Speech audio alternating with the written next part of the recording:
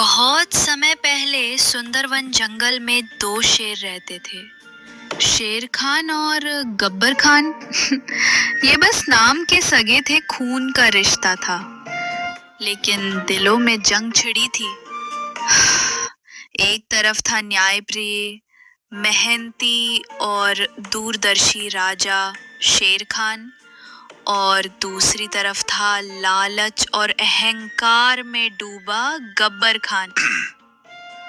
सुन लो सुंदरवन के सभी जीव जंतु, ये इलाका शेर खान का है और यहाँ के नियम भी शेर खान के होंगे। बरसों से यही रिवाज है कि मांसाहारी जीव शिकार करें तो केवल बूढ़े और अशक्त जानवरों का करें। कभी भी जवान और सक्षम जीव पर पंजा उठाने की भूल मत करना, वरना सजा ऐसी मिलेगी कि आने वाली पीढ़ियां भी याद रखेंगी। हमारा जंगल तभी फल फूल सकता है जब हर प्रजाति सुरक्षित हो। महाराज, मैं हूँ बंटी चूहा।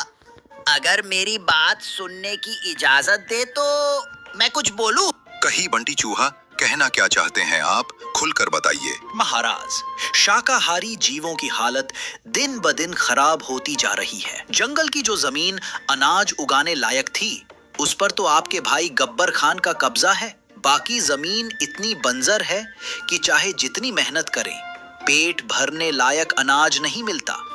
महाराज, आज तो किसी तरह गुजर बसर हो रही है, लेकिन आने वाले दिनों में भूख हमारा सबसे बड़ा दुश्मन होगी। बंटी, तुम्हारी बात गंभीर है, लेकिन हर मुद्दे का हल एक ही दिन में नहीं निकलता।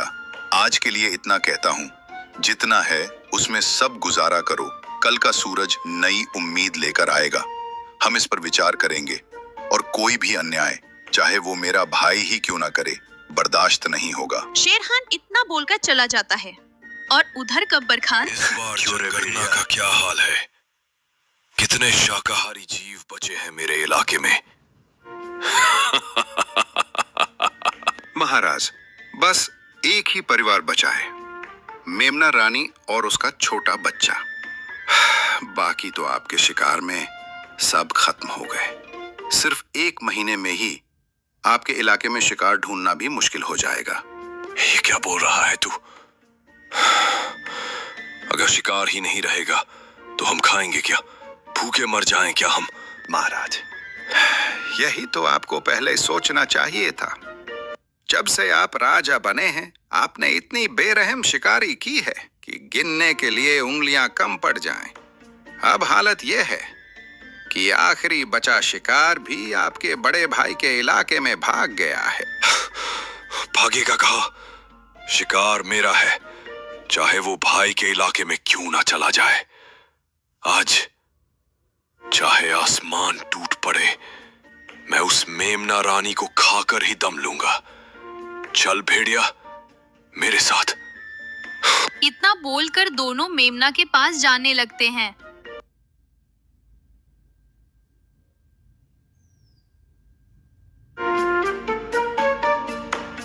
महाराज, यही है शेर खान का इलाका। मेमना रानी यहीं छुपी होगी। लेकिन ये जगह आपके लिए खतरे से खाली नहीं है। खतरा? गब्बर खान के लिए? ये जंगल मेरी लगों में बहता है भेड़िया, और शिकार मेरा हक है, चाहे वो भाई का इलाका हो या किसी और का। आज मेमना रानी का अंत पक्का है। अचानक झाड़ियों के पीछे से मेमना रानी और उसका बच्चा दिखाई देते हैं, डर के मारे कांपते हुए। भागो मत, तुम्हारा वक्त आ गया है। आज तुम्हारी चीखें इस जंगल में आखिरी बार गूंजेंगी। गब्बर खान झपटता है, तभी उसके सामने शेर खान आ जाता है। बस एक कदम और ये जंगल तुम्हारे नाम को हमेशा के लिए मिटा देगा गब्बर। ये इलाका मेरा है और यहाँ मेरे नियम चलते हैं। तुम्हारे लालच ने पहले ही तुम्हारे इलाके को वीरान कर दिया। अब तुम मेरी प्रजा पर पंजा उठाओगे। जब तक शेर खान जिंदा है, कोई भी मासूम इस जंगल में डर के साए में नहीं जिएगा। तू मुझे रोक सकेगा? तू सिर्फ अपनी प्रजा का राजा है, मैं इस पूरे जंगल का शेर हूँ। मेरा शिकार मुझसे छीनने की हिम्मत कैसे हुई तुझ में? हिम्मत नहीं, फर्ज कहो इसे, राजा वो नहीं जो ताकतवर हो, राजा वो है जो कमजोर को भी उतना ही जीने का हक दे जितना खुद जीता है। अगर तुझे भूख लगी है तो मैं तुझे शिकार दूंगा, लेकिन इस मेमना रानी को एक बाल भी बांका नहीं होने दूंगा। ठीक है भाई, आज तेरे इलाके का कानून मान लेता हूँ, लेकिन याद रख, जंगल के हर कोने में तू नहीं होगा, और जब मैं अकेला शिकार देखूंगा कोई नहीं आएगा उसे बचाने। गब्बर खान मुड़ के चला जाता है। शेर खान मेमना रानी और उसके बच्चे को अपनी सुरक्षा में लेकर जंगल के अंदर ले जाता है। रात का समय, गब्बर खान का अड्डा। आधा चांद आसमान में है, चारों ओर अंधेरा और ठंडी हवा। गब्बर खान गुफा के पास बैठा है, उसकी आंखों में लाल चमक। भेड़िया पास में खड़ा है, डर और उत्सुकता के बीच। भेड़िया, आज की हार मैं भूला नहीं। शेर खान ने सबके सामने मेरी इज्जत मिट्टी में मिला दी, लेकिन जंगल में ताकतवर वही नहीं होता जो सीधे पंजा मार दे। ताकतवर वो होता है जो दुश्मन के किले को अंदर से गिरा दे। महाराज, आपका क्या मतलब है? मतलब ये कि अब हम शेर खान के इलाके में ऐसे बीज बोएंगे जो उसकी प्रजा को उसी के खिलाफ कर दें। हम पहले उसके जंगल में अराजकता फैलाएंगे, अनाज चुराएंगे, पानी के स्रोत गंदे करेंगे, ताकि उसकी प्रजा भूखी और प्यासी हो जाए। फिर जब लोग उसके फैसलों से नाराज होंगे तो मैं आऊंगा उनके लिए मुक्तिदाता बनकर। इतना बोलकर गब्बर खान और भेड़िया दोनों रात में शेर खान के इलाके में चले जाते हैं और वहां जाकर तालाब में सड़ा हुआ मांस फेंक देते हैं और गुफा से अनाज को चुरा लेते हैं और फिर अपने जंगल वापस आ जाते हैं। तभी अगली सुबह। महाराज, आज सुबह जब मैं सीमा की गश्त पर निकला तो मैंने कई जगह पैरों के निशान देखे। वो हमारे इलाके के नहीं है।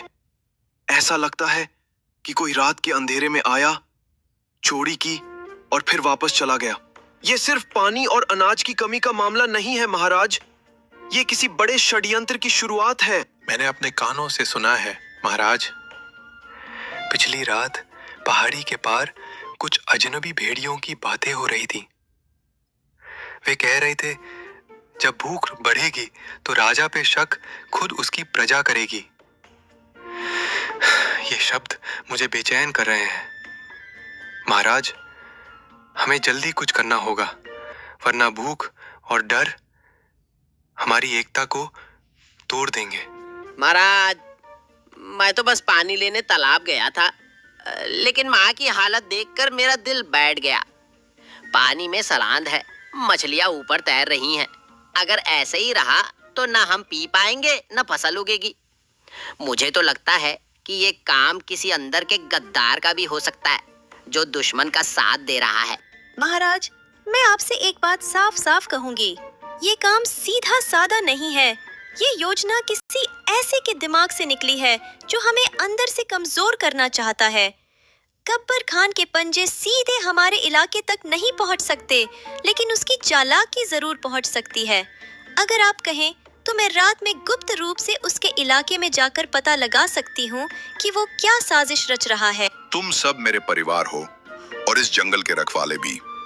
अर्जुन, तुम सीमाओं की चौकसी दोगुनी कर दो। भीम, तुम अपनी ताकत से पानी के तालाब को साफ करने में मदद करो। गोविंद, तुम गांव-गांव घूमकर सबको हौसला दो ताकि डर फैलने ना पाए। और चपला, तुम मेरी आंख और कान बनकर गब्बर के इलाके में जाओ और सच लेकर लौटो। अगर गब्बर ने सच में ये वार किया है तो अगली लड़ाई जंगल की सबसे बड़ी गब्बर खान के इलाके की ओर बढ़ रही थी। उसके हल्के हल्के कदम सूखी पत्तियों को भी आवाज नहीं करने देते थे। आज उसका हर सांस, हर नजर मौत के साए में थी। मुझे सावधान रहना होगा। गब्बर के इलाके में चासी आवाज भी मौत बुला सकती है, लेकिन सच जानना जरूरी है ताकि शेर खान और हमारा जंगल बच सके। गब्बर खान का अड्डा। काली गुफा के पास में गब्बर और भेड़िया धीमे स्वर में बातें कर रहे हैं। चपला पेड़ के पीछे छुप जाती है। भेड़िया, पहला वार कामयाब रहा। शेर खान की प्रजा अब भूखी और प्यासी है। अगला कदम ये होगा कि उनके बीच झगड़े करवाओ। अनाज और पानी के लिए लड़ाई होगी और जब राजा अपनी प्रजा को काबू में नहीं रख पाएगा तब मैं आऊंगा उन्हें बचाने के नाम पर। महाराज, लेकिन अगर शेर खान को शक हो गया तो? शक से क्या होगा? जब तक उसके अपने लोग उस पर भरोसा खो देंगे वो कुछ नहीं कर पाएगा। याद रख भेड़िया, शेर को हराने के लिए उसके पंजे नहीं, उसके दिल पर वार करो। चपला ये सुनकर हैरान रह जाती है, उसके कान खड़े हो जाते हैं। लेकिन तभी पास में एक सूखी टहनी टूट जाती है और हल्की सी आवाज गूंजती है। महाराज, कुछ आवाज आई। कौन है वहां? चपला तेजी से झाड़ियों में से निकलकर अंधेरे में गायब हो जाती है। गब्बर और भेड़िया उसका पीछा करने की कोशिश करते हैं, लेकिन वो लोमड़ी की फुर्ती से बच निकलती है। और अगली सुबह महाराज, मैंने सब सुन लिया है। गब्बर खान हमारी प्रजा को आपसे अलग करना चाहता है। वो भूख, प्यास और झगड़े फैलाकर आपको कमजोर बनाना चाहता है और फिर खुद राजा बनना चाहता है। तो अब समय आ गया है गब्बर की चाल का जवाब उसी की चाल से देने का। हम उसकी सोच से तेज चलेंगे और जंगल को बचाने के लिए हर कीमत चुकाएंगे। चपला लोमड़ी की खबर ने पूरे दरबार में आग लगा दी। अब शेर खान के सामने सिर्फ एक रास्ता था, एक ऐसी योजना बनाना जिसमें गब्बर खान की चाल नाकाम हो और जंगल की एकता वापस लौट आए। सुनो मेरे साथियों, आज हम सिर्फ अपनी हुकूमत नहीं बल्कि पूरे जंगल का भविष्य बचाने जा रहे हैं। गब्बर खान ने सोचा कि वो भूख और डर फैलाकर हमें तोड़ देगा, लेकिन वो भूल गया कि एकजुट जंगल को कोई नहीं तोड़ सकता। अर्जुन घोड़ा, तुम्हारी रफ्तार पूरे जंगल में सबसे तेज है। तुम सीमा पार गब्बर के इलाके के चारों ओर गश्त करोगे और अगर उसकी कोई टुकड़ी हमारी तरफ बढ़े तो तुरंत खबर लाओगे। महाराज, जब तक मेरे पैर में जान है कोई दुश्मन इस तरफ नहीं आ पाएगा। भीम हाथी, तुम्हारी ताकत हमारी ढाल होगी। तुम अनाज के भंडार के पास रहोगे ताकि गब्बर का कोई आदमी चोरी ना कर सके। महाराज, मेरी मौजूदगी में अनाज का एक दाना भी इधर उधर नहीं होगा। गोविंद गधा, लोग तुम्हें कम आंकते हैं, लेकिन तुम्हारी याददाश्त और सहन शक्ति सबसे बड़ी ताकत है।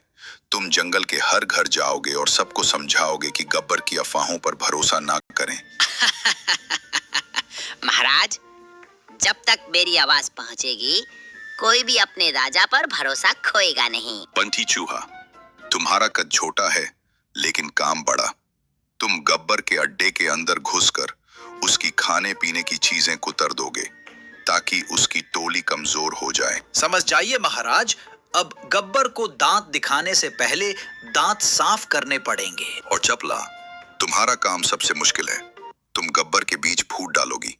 भेड़िए को यकीन दिलाओ कि गब्बर उसे धोखा देने वाला है और जब उनके बीच लड़ाई होगी हम वार करेंगे। महाराज, गब्बर को नहीं पता कि खेल अभी शुरू हुआ है। योजना बन चुकी थी। अब ये सिर्फ ताकत की लड़ाई नहीं थी, ये थी दिमाग, हिम्मत और एकता की परीक्षा। जंगल की सांसें तेज हो चुकी थी क्योंकि गब्बर खान को खबर तक नहीं थी कि शेर खान ने मोर्चा संभाल लिया है। भेड़िए, आज मेमना मेरे पंजे से नहीं बच पाएगा। जो भी सामने आए उसे रौंद देना। महाराज, रास्ता साफ है लेकिन लगता है कोई हमें देख रहा है। कुछ भी नहीं होगा अब होगी तो सिर्फ मौत, वो भी शेर खान की। चलो। चलो, पहले उसके सूखे मांस के बोरे में छेद कर देता हूँ, फिर उसके पानी के घड़े में भी।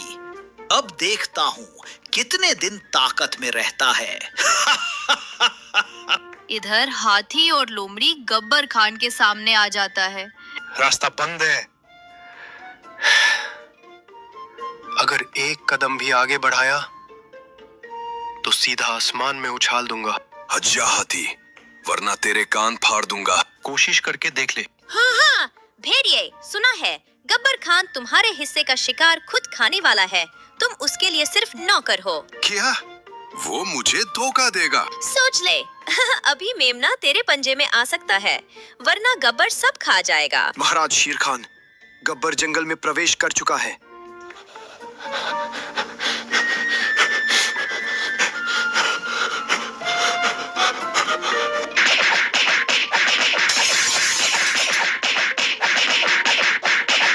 जंगल का कानून भूल गया था। गब्बर, आज तुझे जिंदा छोड़ रहा हूं ताकि तू याद रखे, राज ताकत से नहीं, एकता और न्याय से चलता है। शेर खान, तूने मुझे जिंदा छोड़कर गलती की। अब मैं जंगल का राजा नहीं, जंगल का साया बनूंगा और तुझे वहीं खत्म करूंगा जहां तू सोच भी नहीं सकता। गब्बर, तेरा साथ देकर मैंने कुछ नहीं पाया। अब मैं शेर खान के पास जा रहा हूं। जा, पर याद रख, गब्बर की छाया से कोई नहीं बचता।